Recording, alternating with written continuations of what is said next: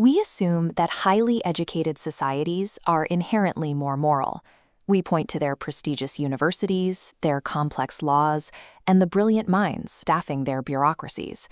But these same institutions are the ones that systematically engineer mass atrocities.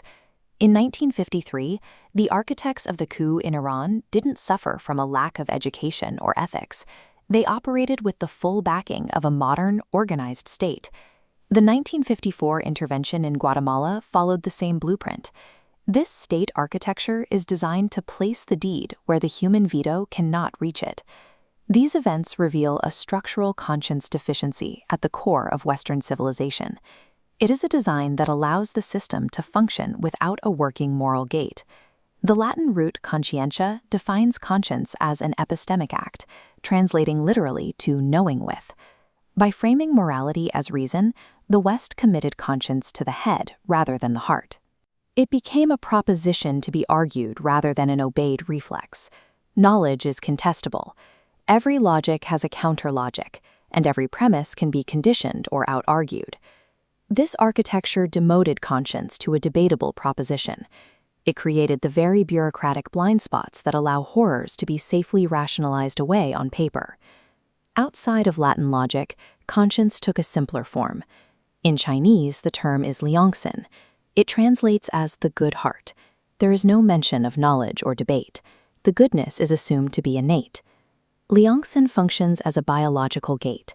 Before the mind can formulate a justification, the human nervous system fires a precognitive reflex, a 1/60th of a second veto. Socrates described this gate as his daimonion, an inner voice that only ever forbade him from taking an action. It never gave commands or offered logic.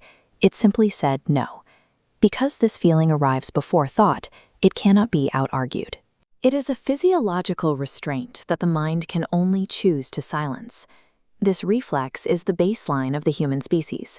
It is a precognitive gate that rationalization cannot reach.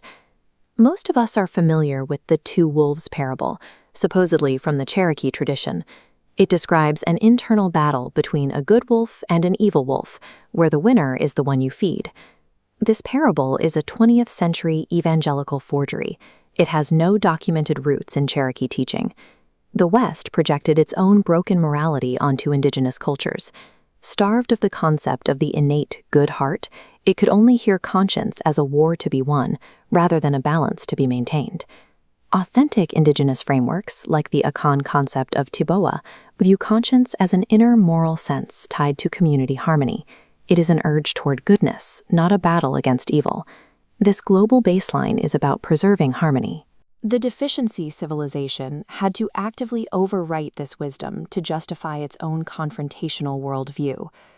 If this 1/60th second reflex is a biological fact, how does it translate into a moral system? The answer is found in the dirt, where the brain first learned to register a debt. For millennia, the species has observed a specific imbalance in the agrarian fields. A water buffalo gives its entire life to the plow, the cart, and the mill. It provides a lifetime of labor, and eventually its own body for food.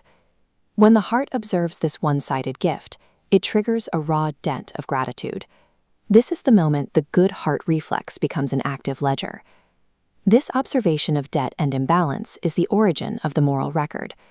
Conscience grows from the ground up, starting with the heart noticing what it has taken and what it has failed to return. As this ledger matures, it becomes what we call fairness. Fairness is conscience grown up. This observation of debt and imbalance is the origin of the moral record. Conscience grows from the ground up, starting with the heart noticing what it has taken and what it has failed to return. As this ledger matures, it becomes what we call fairness. Fairness is conscience grown up. It's the capacity to hold the laboring beast, the flawed human, and broken authority in a single view of symmetry. Conscience is not the property of any single culture or dictionary. It is a universal reflex of the human nervous system. Curing our civilization's moral deficiency doesn't require a better argument. It requires us to stop the debate entirely and simply let the heart's gate shut.